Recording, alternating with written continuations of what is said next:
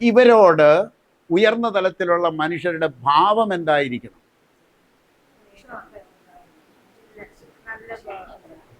എന്തായിരിക്കണം അത്?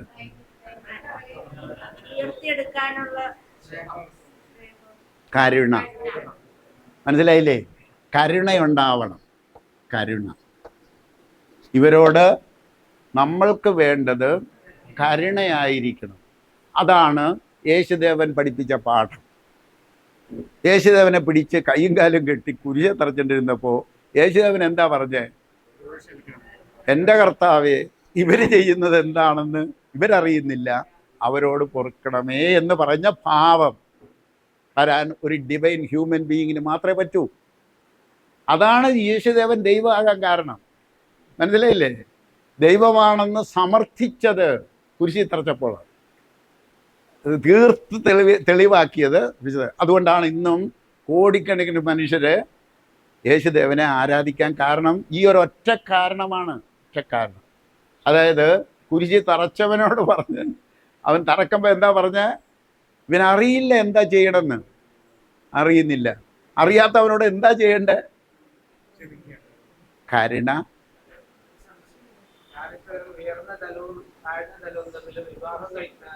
അടിവഴിക്കും. ആര്?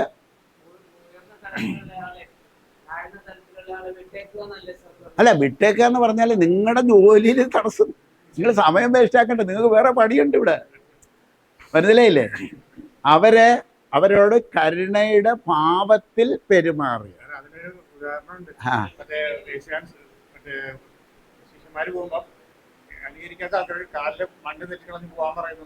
അതെ, അവിടെ സംസാരിക്കണ്ട. അതേസമയം ഈ 60% ഇവിടെ എത്തി നിൽക്കണവരെ കണ്ടാൽ എന്ത് ചെയ്യണം? പിടിച്ചെടുത്തോണം. നമ്മുടെ പരിസരത്ത് വന്നതിനെ പിടിച്ച് വലിച്ച് കൊണ്ടുപോയിക്കൊള്ളണം. ഉയർന്ന തലത്തിലെത്തിയവരുടെ അടുത്തേക്ക് പിടിച്ചുകൊണ്ടിരിക്കണം. അവരുടെ കാലം കുറച്ച് കഴിഞ്ഞിട്ട് അവർ വരുള്ളൂ.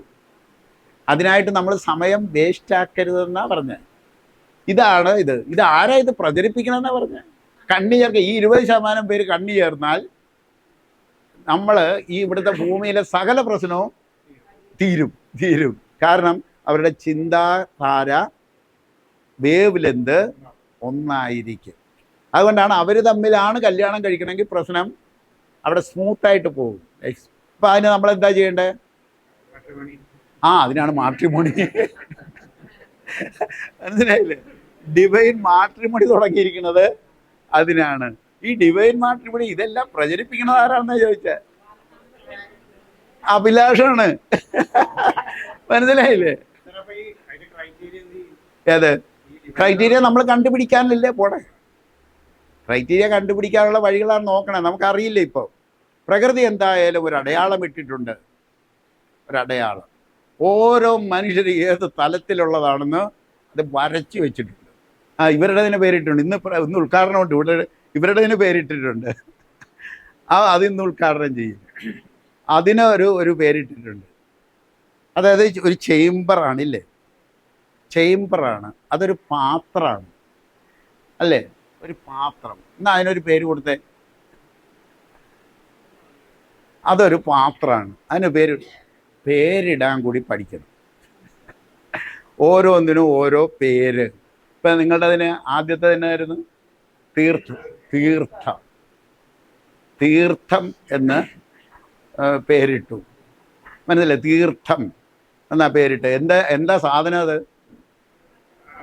കക്കാപ്പൊടിയാണ്. കക്കാപ്പൊടിക്കൊരു പേരിട്ടതാണ് തീർത്ഥം എന്ന് പറഞ്ഞാൽ ആ കക്കാപ്പൊടി എന്താ ചെയ്യുക? ജലത്തെ തീർത്ഥം പോലെ ശുദ്ധമാക്കി മാറ്റുന്ന ഒരു പ്രൊഡക്റ്റ്. പേരിട്ടില്ലേ? പേരിട്ടു. ഇന്നത്തെ പ്രൊഡക്റ്റിന്റെ പേരെന്നായിരുന്നു? പൂർണ്ണം എന്നാണ് അതിന് പേരിട്ടിരിക്കുന്നത്. പൂർണ്ണം. എന്ത് ചെയ്യാനുള്ളതാണ്? അതല്ല, സ്റ്റീം ബാത്തിൻ്റെ തന്നെ. ഇവരുടെ ഇന്നത്തെ പ്രൊഡക്റ്റ് നമ്മൾ ഉദ്ഘാടനം ചെയ്യാൻ പോവാണ് ഉച്ചയ്ക്ക്. അതായത് ഷുഗർ രോഗത്തിനുള്ള മില്ലറ്റും അതിന് വേണ്ട കിറ്റും അതിൻ്റെ തേയിലയും കുടിവെള്ളവും എല്ലാം കൂടി ഒരു പാക്കിൽ വരും. അതിന് കാണാം. എങ്ങനെയാണ് ഒരു പ്രൊഡക്റ്റ് മാർക്കറ്റിൽ എത്തിക്കേണ്ടതെന്നും അതിന് പേരിടേണ്ടത് എങ്ങനെയാണെന്നുമാണ് നമ്മൾ പഠിക്കേണ്ടത്. അപ്പോൾ അതിനൊരു പൂർണ്ണം എന്താണ്? പ്രമേഹ ശമനം. പൂർണ്ണമായും പ്രമേഹം ശമിപ്പിക്കാൻ ഉതകുന്ന ഒരു പ്രൊഡക്റ്റ്. അതിന് പേരെന്ത് കൊടുക്കണം? പൂർണ്ണം എന്ന് പേര് കൊടുക്കണം. അപ്പോൾ മനുവിൻ്റെ ചേംബർ ഒരു പാത്രമാണത്, ഒരു പാത്രം. അതിനെന്ത് പേരിട്? എന്തിനാണ് വിയർപ്പിക്കണേ? ശരീരം ശുദ്ധമാക്കിയിട്ട്, ശരീരം ശുദ്ധമാക്കി കിട്ടിയിട്ട് എന്താ പ്രയോജനം? കൂടുതൽ നാള് ജീവിക്കാൻ വേണ്ടിയിട്ടല്ലേ? അപ്പോൾ അതിനൊരു പേരിട്ടിട്ടുണ്ട്, അമൃത കുംഭം. അതിനൊരു പേരിട്ടിട്ടുണ്ട്, അമൃത കുംഭമാണത്. അമൃത കുംഭം എന്ന് പേരിട്ടു. അങ്ങനെയാണെങ്കിൽ ഈ 20% മനുഷ്യർ ഒരു പേരിടണം.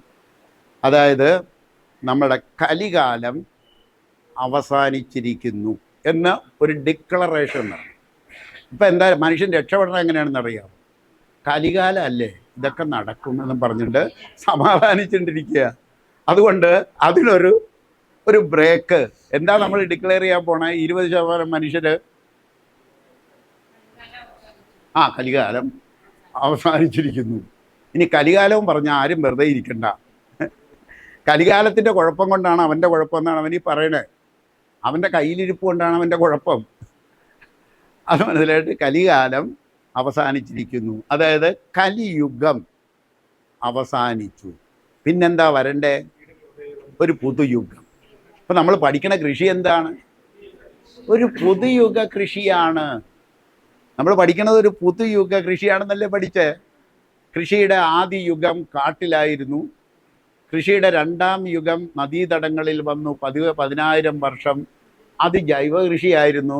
പക്ഷെ അത് ജൈവ കൃഷിയല്ല, ജൈവ വളക്കൃഷിയായിരുന്നു. മനസ്സിലായില്ലേ? അത് പാരമ്പര്യ കൃഷി എന്ന് നമുക്ക് പറയാം. 10,000 വർഷം. അത് കഴിഞ്ഞ് കൃഷിയുടെ മൂന്നാം യുഗത്തിലാണ് ആധുനിക കൃഷിയുടെ അരങ്ങേറ്റം നടന്നത്. അവിടെ വന്നപ്പോൾ എന്തൊക്കെ വന്നു? രാസവളം വന്നു, കീടനാശിനി വന്നു, കളനാശിനി വന്നു, എല്ലാം വന്നില്ലേ? അതെന്താ ചെയ്തേ? ജീവന്റെ തലം ഉയർത്തിയോ താത്തിയോ? അപ്പോഴാണ് അവൻ ഇതാണ് ചെയ്തത്. ജീവന്റെ മുന്നോട്ടുള്ള പ്രയാണത്തെ പുറകോട്ടടിക്കലായിരുന്നു ആധുനിക കൃഷി. അതാണോ ചെയ്യണ്ടേ? ജീവന്റെ മുന്നോട്ടുള്ള പ്രയാണത്തെ സർവാത്മന സഹകരിക്കുക എന്നുള്ളതാണ് നമ്മുടെ ജോലി. മനസ്സിലായില്ലേ? അപ്പം മനുഷ്യരെ മുഴുവൻ ഡിവൈനിലേക്ക് കൊണ്ടുപോകണം. താഴ്ന്ന തലത്തിലുള്ളത് കരുണ. അതിനേക്കാളും താഴ്ന്ന തലത്തിൽ ആരാണ്? മൃഗങ്ങൾ. അപ്പം മൃഗങ്ങളോട് എന്താ ഉണ്ടാവണ്ടേ? കരുണ. മനസ്സിലായില്ലേ? എന്തുകൊണ്ട് മൃഗങ്ങളെ സ്നേഹിക്കണം എന്ന് പറയാൻ കാരണം അവർ താഴ്ന്ന തലത്തിലുള്ളവരാണ്. അവരോട് പെരുമാറേണ്ടത് കരുണയായിരിക്കണം. ഉയർന്ന തലത്തിലുള്ളവർ കരുണാഭാവം അവിടെ ഉണ്ടാവണം. അപ്പം നമുക്ക് ഇതിനൊരു കമ്മ്യൂണിറ്റിക്ക് പേര് കൊടുത്തിട്ട് വേണം നിൽക്കാൻ. എന്തായിരിക്കാം? താഴ്ന്ന തലത്തിനെ വിട്ടേര്, അവർ വന്നോളും. മന്നതനുസരിച്ച് അവർക്ക് ഉപദ്രവമില്ലാത്ത രീതിയിൽ, മൃഗങ്ങൾക്ക് ഉപദ്രവമില്ലാത്ത രീതിയിൽ പോലെ തന്നെ താഴ്ന്ന തലത്തിലുള്ളവർക്കും ഒരു ഉപദ്രവവും ഉയർന്ന തലത്തിലുള്ളവർ ചെയ്യരുത്. ചെയ്താലോ അവർ ഉയർന്ന തലത്തിലല്ല. മനസ്സിലായില്ലേ? മൃഗങ്ങളോട് ക്രൂരത കാണിക്കുന്നവൻ ഉയർന്ന തലത്തിലുള്ള മനുഷ്യനല്ല. അപ്പോൾ ഒരു മനുഷ്യനെ ബോംബിട്ട് കൊന്നാലോ ഉയർന്ന തലത്തിലുള്ളതായിരിക്കുമോ? അല്ല. അപ്പൊ ഇസ്രായേലുകാരോ? ആര് യുദ്ധം ചെയ്താലും, ആര് ബോംബ് വെച്ച് ആരെ കൊന്നാലും അവരൊക്കെ താഴ്ന്ന തലത്തിൽ ഉള്ളവരാണ്. അവരെന്താ നമ്മൾ ചെയ്യണ്ടേ? ഉയർന്ന തലത്തിലേക്ക് കൊണ്ടുവരണം. ഉയർന്ന തലത്തിലേക്ക് കൊണ്ടുവരാൻ എന്ത് ചെയ്താൽ മതി? ഉയർന്ന തലത്തിലേക്ക് താഴ്ന്ന തലത്തിലുള്ള മനുഷ്യരെ ഉയർന്ന തലത്തിലേക്ക് കൊണ്ടുവരാൻ എന്ത് ചെയ്താൽ മതി? അവരുടെ ഭാവം ഞാൻ പറഞ്ഞു, കരുണ, സമ്മതിച്ചു. പക്ഷേ അവരെ ഉയർത്തിക്കൊണ്ടുവരാൻ എന്ത് ചെയ്താൽ മതി?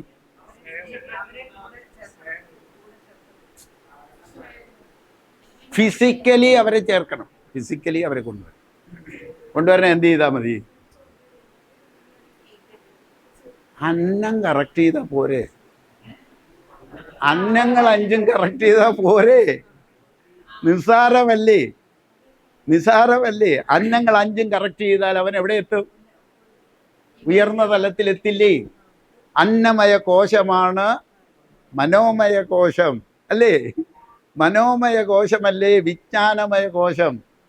വിജ്ഞാനമയ കോശം, തേജോമയ കോശം, ആനന്ദമയ കോശം. അപ്പോൾ അവൻ്റെ അന്നം കറക്റ്റ് ചെയ്താൽ പോരെ. അപ്പോൾ ആ അന്നത്തിലാണോ രാസവളവും കീടനാശിനി ഇടേണ്ടത്? ഇട്ടാൽ ഈ മനുഷ്യരല്ലേ എങ്ങോട്ട് പോകും? താഴ്ന്ന തലത്തിൽ നിന്നും വീണ്ടും താഴ്ന്ന തലത്തിലേക്കല്ലേ പോകും. അപ്പോൾ ഉയർന്ന തലത്തിലേക്ക് കൊണ്ടുപോകുന്നതിന് പകരം നമ്മൾ താഴ്ന്ന തലത്തിലേക്ക് അവരെ കൊണ്ടുപോയിക്കൊണ്ടിരിക്കുന്നു. ഇതാണ് നമ്മളുടെ തെറ്റുകൾ. ഇതാണ് തിരുത്തണത്. ജൈവ കൃഷി ജീവൻ്റെ തലം പഠിച്ചിട്ടാണ് ജൈവ കൃഷി ഡിസൈൻ ചെയ്തിരിക്കുന്നത്. അല്ലാതെ ഇവർ വിചാരിച്ചിരിക്കണത് എന്താണെന്ന്, ജൈവ കൃഷിയെ എതിർക്കുന്ന ഒരു വിഭാഗമുണ്ട്. അവർ വിചാരിച്ചിരിക്കണത് എന്താണെന്നറിയാമോ? പാരമ്പര്യ കൃഷിയാണ് ജൈവ കൃഷി എന്ന്. പാരമ്പര്യ കൃഷിയാണോ ഇത്? പാരമ്പര്യ കൃഷിയല്ല. ജീവൻ്റെ തലം ഉയർത്തി കൊണ്ടുപോകും. മണ്ണിൻ്റെ ജീവൻ്റെ തലം ഉയർത്തി കൊണ്ടുപോകും. അപ്പം മണ്ണിൻ്റെ ജീവൻ എന്താണ്? അത് പിന്നെ പഠിച്ചാൽ മതി. മണ്ണിലെത്തിയ സൗരോർജമാണ് മണ്ണിൻ്റെ ജീവൻ. മണ്ണിലെത്തിയ സൗരോർജമാണ് മണ്ണിൻ്റെ ജീവൻ. അപ്പം ഈ സൗരോർജത്തെ മണ്ണിലെത്തിക്കുന്നത് ആരാ? സസ്യങ്ങളല്ലേ. സസ്യങ്ങൾ എന്തിനെ ഉപയോഗിച്ചിട്ടാണ് അതിനെ പിടിച്ചെടുത്ത് മണ്ണിലേക്ക് കൊണ്ടുവരിക? കാർബൺ. പിടികിട്ടിയല്ലോ. ആ കാർബൺ മണ്ണിലെത്തുമ്പോൾ ഒരു ഇല പൊഴിഞ്ഞ് മണ്ണിൽ വീണ് പൊടിഞ്ഞ് മണ്ണിൻ്റെ ഭാഗമായി തീരുമ്പോൾ ആ ഇലയിൽ ശേഖരിച്ച കാർബൺ മണ്ണിലെത്തുമ്പോൾ കാർബൺ മാത്രമല്ല എത്തുക, ഈ സൂര്യൻ്റെ ചൈതന്യം, അതാണ് ജീവചൈതന്യം എന്ന് പറയുക. അത് ഹീറ്റും ലൈറ്റും അല്ലേ? ഹീറ്റും ലൈറ്റുമാണ്. അപ്പം ഇത് നമുക്ക് വരച്ചിട്ട് നമുക്ക് ഒരു പുതിയ പേര് കൊടുത്ത് ലോകത്തുള്ള 20% മനുഷ്യരെ ലിങ്ക് ചെയ്യണം. കണക്ഷൻ ഉണ്ടാക്കിയാൽ മതി. ബാക്കി കാര്യങ്ങളെല്ലാം മുറ പോലെ നടക്കും. നമുക്കൊരു കമ്മ്യൂണിറ്റി ആകണം, ഒരു വിഭാഗമാകണം, അല്ലെങ്കിൽ ഒരു ഗോത്രമാകണം. ഒരു ഗോത്രം എന്ന് പറഞ്ഞാൽ എന്താ? ഗോത്രം ഒരു കമ്മ്യൂണിറ്റിയാണ്. അപ്പൊ നമുക്ക് എന്തിടാം? അമൃത ഗോത്രം പേരിട്ടോ.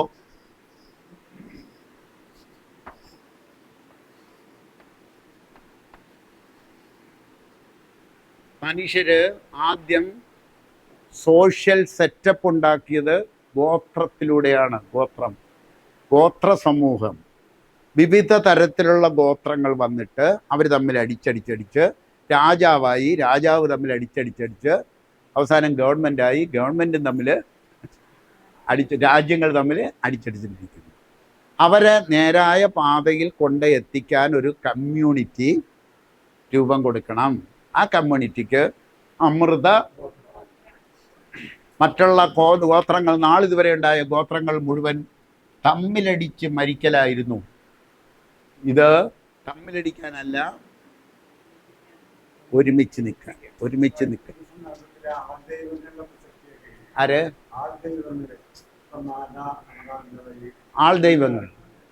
ആൾദൈവങ്ങൾ ദൈവങ്ങളല്ല. ആൾദൈവങ്ങൾ ഒന്നും തന്നെ ദൈവങ്ങളല്ല, ദൈവത്തിലേക്കുള്ള ചവിട്ടുപടികളാണ്. മനസ്സിലായില്ലേ? ആൾദൈവങ്ങളെ ചവിട്ടി നിങ്ങൾ കയറിക്കൊള്ളണം. അവർ ദൈവമാണെന്ന് ഇന്നേ അവരെ ആരുടെങ്കിലും പറഞ്ഞിട്ടില്ല. അമൃതാനന്ദമയി ഇന്നേ വരെ പറഞ്ഞിട്ടില്ല ഞാൻ ദൈവമാണെന്ന്. സത്യസായിബാബ ഇന്നേ വരെ പറഞ്ഞിട്ടില്ല ഞാൻ ദൈവമാണെന്ന്. ആരാ ദൈവമാക്കിയവരെ? നാട്ടുകാരല്ലേ ദൈവമാക്കിയേ. അവരെല്ലാം ക്ഷേത്രങ്ങളും ആൾദൈവങ്ങളും, അതായത് ദേവാലയങ്ങളും ആൾദൈവങ്ങളുമെല്ലാം ദൈവത്തിലേക്കുള്ള ചവിട്ടുപടികളാണ്. നിങ്ങളവരെ കയറി അമ്പലത്തിൽ കയറി അവിടെ ഈശ്വരൻ ഇരിപ്പുണ്ടെന്ന് പറഞ്ഞ് അവർ വല്ലതും വിചാരിച്ചു? നിങ്ങളവിടെ ചവിട്ടി കയറിക്കൊള്ളണം. അവർ വഴി കാണിച്ചു തരും, പല വഴി കാണിച്ചു തരും. ചിലപ്പോൾ അവരുടെ വഴിയിലൂടെ ദൈവത്തിൻ്റെ അടുക്ക എത്തിയില്ലെന്ന് വരും, അത് വേറെ കാര്യം അല്ലേ. ആൾ ദൈവങ്ങൾ ദൈവങ്ങളല്ല, ദൈവത്തിലേക്കുള്ള ചവിട്ടുപടികളാണ്, ചവിട്ടുപടികൾ. അവരെ ചവിട്ടി കയറിക്കൊള്ളാനാണ് അവർ പറഞ്ഞുകൊണ്ടിരിക്കുന്നത്. പക്ഷേ നമ്മളെല്ലാവരും കൂടി അവരുടെ ചുറ്റും കൂടിയിട്ട് അവരെ പിടിച്ച് ദൈവാക്കി. അതെന്താ കാര്യമെന്നറിയാമോ? നമുക്ക് പണിയെടുക്കാൻ കഴിയില്ല. എന്താ കാര്യം? നമ്മുടെ കാര്യം മുഴുവൻ അമൃതാനന്ദമയി ചെയ്തു തന്നെ, സത്യസായി ബാബ ചെയ്തു തന്നെ, ഇവർ ചെയ്തു തന്നെ എന്നുള്ള ആഗ്രഹം പറഞ്ഞാണ് നിൽക്കണേ. അതുകൊണ്ടല്ലേ ചെല്ലണേ. സ്വന്തം കാര്യം നോക്കാൻ കപ്പാസിറ്റി ഇല്ലാതെ അവിടെ പോയി അടിമകളാക്കപ്പെടും. എന്താ കാര്യം? ഇച്ഛയില്ലാഞ്ഞിട്ട്, സ്വന്തമായി ഇച്ഛയില്ലാത്തത് കൊണ്ടാണ് എവിടെയെങ്കിലും പോയി അടിമപ്പണി ചെയ്യണം. അവർ ഏത് പെർസെൻറ്റേജ് വരും? താഴത്തെ 20% കിടക്കുന്നതാണ് ഇതൊക്കെ. അല്ലാതെ ഒരാൾ ചെന്നേച്ചും അമൃതാനന്ദമായിട്ട് അവിടെ അടിയുമോ? അടിയില്ല. ആ പറയുക ഇതൊന്നും അവിടെ കിടക്കില്ല. അവിടെ ചെന്ന് അവിടെ നല്ല കാര്യം പറയണമെങ്കിൽ അത് എടുക്കുക. അല്ലാതെ അവിടെ ചെന്ന് അവിടുത്തെ ജോലിയും ചെയ്ത് അവിടെ തന്നെ ജീവിതം. ഒരു കെമിക്കൽ എഞ്ചിനീയർ, ഞാൻ ആ അമൃതാനന്ദമായി മഠത്തിൽ ചെന്നപ്പോൾ അവിടെ ഒരു കെമിക്കൽ എഞ്ചിനീയർ അമേരിക്കയിൽ ജോലി ഉണ്ടായിരുന്നു. അവൻ അവിടെ നിന്നിട്ട് തിണ്ണ തൂക്കണം. അപ്പം ഞാൻ ചോദിച്ചു, എന്തായിരുന്നു പണി? കെമിക്കൽ എഞ്ചിനീയർ ആയിരുന്നു. മഠംകാർ പറയണ തന്നെ ഇത്രയും വലിയ ആളുകൾ ഇവിടെ വന്ന് അടിഞ്ഞുകൂടിയത് എന്തോ പ്രധാനം ഉള്ളതുകൊണ്ടാണ്. അതുകൊണ്ടല്ല, അവൻ താഴത്തെ 20% ആണെന്ന് എനിക്ക് അപ്പോഴേ പിടികിട്ടി. കാരണം എനിക്ക് സ്ട്രക്ചർ അറിയാം, ഗ്രാഫ് അറിയാം.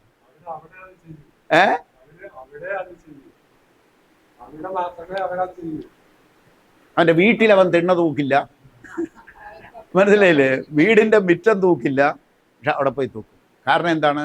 എന്നെ അടിമയാക്കിക്കോ എന്ന് പറഞ്ഞ് നടക്കുകയാണ്. എന്നെ അടിമയാക്കിക്കോ എന്ന് പറഞ്ഞ് നടക്കുകയാണ്. അതാണ് കുഴപ്പം. അതായത് ഒരു ഇച്ഛ ഉണ്ടാകണം. ഞാൻ എപ്പോഴും പറഞ്ഞിട്ടിരിക്കുന്ന ഒരു കാര്യമാണ്, നമുക്ക് ഒരു ഇച്ഛ ഉണ്ടാവണം, ഒരു ഇമാജിനേഷൻ ഉണ്ടാവണം. ചന്ദ്രനിൽ പൂക്കൾ മുഴുവൻ നിറഞ്ഞും കായ്കളും നിറഞ്ഞു നിൽക്കുന്ന ചന്ദ്രനെ പറ്റി സ്വപ്നം കണ്ടാൽ വരില്ലേ അത്? ഇനി മുതൽ നാളെ മുതൽ നിങ്ങൾ ചന്ദ്രനെ കാണുമ്പോൾ എങ്ങനെയായിരിക്കും കാണുക? അതായില്ലേ? നാളെ ചന്ദ്രനെ കാണുമ്പോൾ എന്താ പൂക്കളെല്ലാം പരതരുടെ തേറി അത്രയുള്ള കാര്യം പിടികിട്ടുന്നുണ്ട്. കാര്യം പിടികിട്ടിയോ? അതായത് ജീവന്റെ ഗ്രാഫ് വരക്കാൻ നമ്മൾ പഠിക്കണം.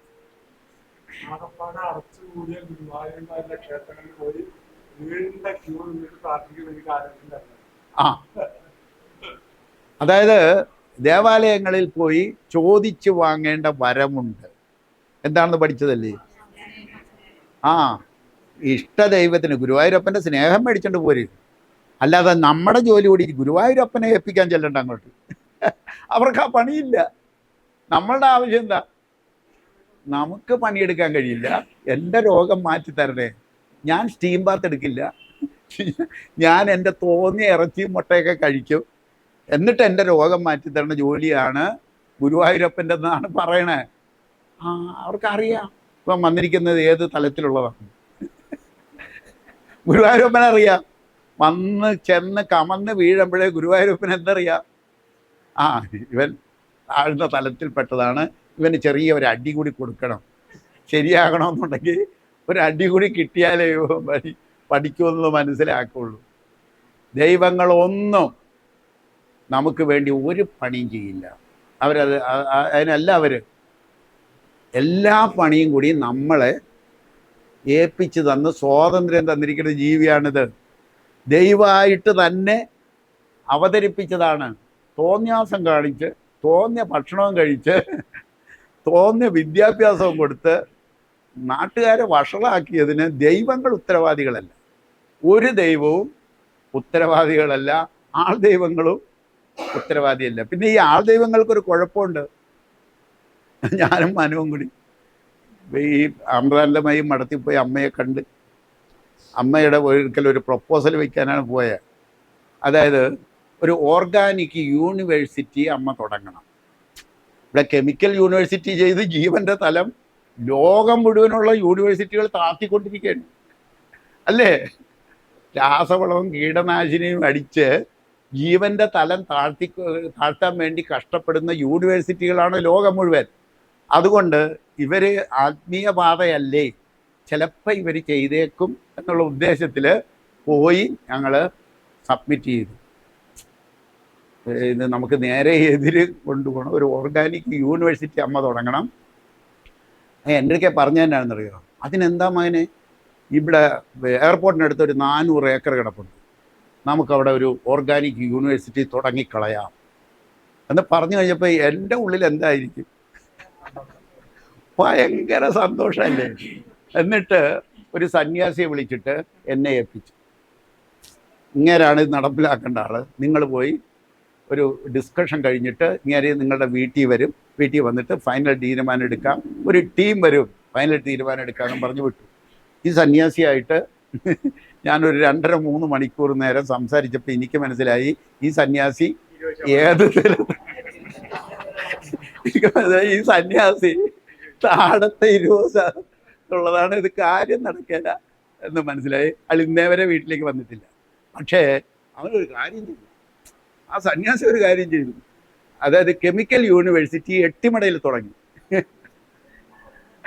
എട്ടിമടയിലെ chemical organic university, organic agriculture university തുടങ്ങാൻ തീരുമാനിച്ചിട്ട് നടപ്പിലാക്കിയത് chemical university, chemical farming university തുടങ്ങി.